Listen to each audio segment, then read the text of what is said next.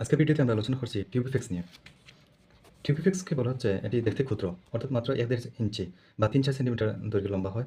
এটি লাল বর্ণের। লাল বর্ণের কারণ হচ্ছে এর দেহের যে রক্ত সংবহনতন্ত্র থাকে, সেই রক্ত সংবহনতন্ত্রের এই হিমোগ্লোবিন নামক কণিকা যেটা আছে সেটা থাকে। আর আমরা জানি হিমোগ্লোবিনের বর্ণ হচ্ছে লাল রঙের, সেজন্য সেটা লাল বর্ণের।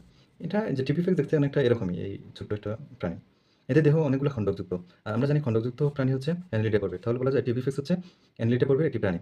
অ্যানিলিডা পর্বের যে কিছু প্রাণী সামুদ্রিক, কিছু প্রাণী ফ্রেশ ওয়াটার বা মিঠা পানিতে পাওয়া যায়। তো এই টিউবিফিক্সটা হচ্ছে মিঠা পানিতে পাওয়া যায়। বলা হচ্ছে এটা হচ্ছে অলিগোকিট শ্রেণীর একটা কৃমি, যে সেজন্য অলিগোকিট কৃমি বলা হচ্ছে। অ্যানিলিডা পর্বকে ৩টি শ্রেণীতে ভাগ করা হয়েছে: পলিকিটা, অলিগোকিটা এবং হিরুডিনিয়া।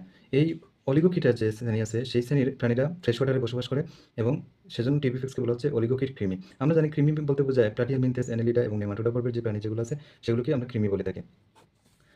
এই টিবিফেক্স কোথায় বসবাস করে? টিবিফেক্স বসবাস করে জৈব পদার্থ সমৃদ্ধ খাদা। জৈব পদার্থ বলতে বোঝায় উদ্ভিদ ও প্রাণীর যে মৃতদেহ অবশেষ যেখানে পাওয়া যায় সেখানে, এবং দূষিত পানি।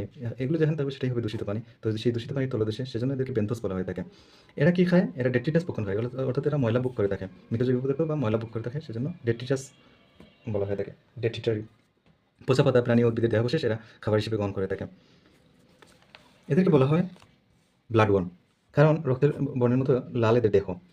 এরা টিউব বা তথা নলাকার গর্ত করে বসবাস করে থাকে। এরা এই যে জৈব পদার্থের মধ্যে যেকোনো একটা পানির তলদেশে বসবাস করে থাকে, জৈব পদার্থ সমৃদ্ধ বা এই যে ময়লাযুক্ত যে পরিবেশ আছে সেখানের তলদেশে যে বসবাস করে থাকে, সেখানে তাদের দেহ নিঃসৃত মিউসিন দ্বারা একটা এই যে নলাকার গর্ত সৃষ্টি করে নেয়, সেই গর্তে এরা বসবাস করে থাকে। এরা আমরা আগেই বলেছি ৩-৪ সেন্টিমিটার লম্বা হয়। এদের দেহের যে ১১ এবং ১২তম খণ্ডক আছে, সেখানে তাদের জননাঙ্গ অবস্থান করে। ১১তম খণ্ডকে পুংজননাঙ্গ জননাঙ্গ এবং ১২তম খণ্ডকে স্ত্রী জননাঙ্গ অবস্থান করে। অর্থাৎ এরা হার্মাফ্রোডাইট বা উভলিঙ্গ প্রাণী। তবে এদের নিজেদের মধ্যে স্বনিষেক ঘটে না, বরং ক্রস ফার্টিলাইজেশন হয়ে থাকে। অর্থাৎ ভিন্ন ভিন্ন এই যে টিউবিক্সের মধ্যেই মিলন হয়ে তাদের অভ্যন্তরেই এই যে প্রজনন হয়ে থাকে।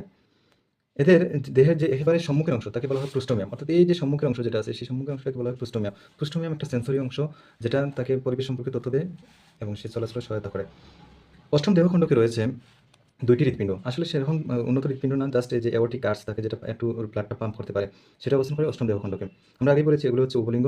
১১ এবং ১২তম খণ্ডকে যৌন জননাঙ্গ অবস্থান করে। এদের মধ্যে যৌন জনন দেখা যায়। যে জাইগোট সৃষ্টি হয় সেটা বসবাস থাকে এই যে বড় হয়ে থাকে কুকুনে। কুকুন বলতে বোঝাচ্ছে একটা থলে, যেটা খুবই প্রোটেক্টিভ লেয়ার বলা যেতে পারে। যেমন ক্যাঙ্গারু যে প্রাণী আছে, সেই প্রাণীগুলো যে অপত্য লালন করে থাকে একটা থলের মধ্যে, এরকম একটা থলে সৃষ্টি করে থাকে দেহের মধ্যে, সেই থলেটাকে বলা হচ্ছে কুকুন। এই কুকুনের মধ্যে জাইগোট বড় হয় এবং পরবর্তীতে ওই প্রাণীটা বাইরে চলে আসে এবং একইভাবে এই ময়লাযুক্ত পরিবেশে বসবাস করে এবং ময়লাকে সেই দূষিত পরিবেশটাকে উন্নত পরিবেশে রূপান্তরিত করতে সাহায্য করে। সেজন্য বলা হয় একে ওয়েস্ট ম্যানেজমেন্টর। তবে সবচেয়ে গুরুত্বপূর্ণ অবদান হচ্ছে এটাই, যে মাছের খুব প্রিয় খাদ্য হিসেবে ব্যবহার হয়, সেজন্য এটি বর্তমানে কালচার করা শুরু হয়েছে। ধন্যবাদ সবাই।